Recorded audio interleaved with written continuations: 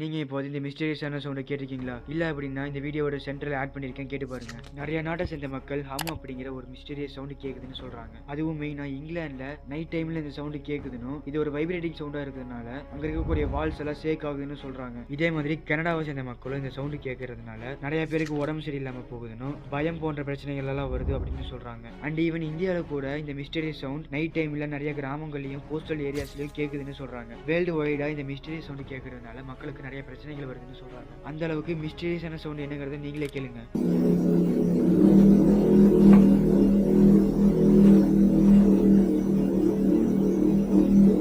இந்த ஸ்ட்ரேஞ்சான சவுண்டை பற்றி தெரிஞ்சுக்கிட்ட நிறைய சயின்டிஸ்ட் இதை பற்றி ரிசர்ச் பண்ணி பார்க்குறாங்க. ஆனால் அவங்களாலுமே இந்த சவுண்ட் எங்கிருந்து வருதுங்கிற காரணத்தை கண்டுபிடிக்க முடியல. இந்த மாதிரி இன்னும் இன்ட்ரெஸ்டிங்கான வீடியோஸ்க்கு மறக்காம சப்ஸ்கிரைப் பண்ணுங்க.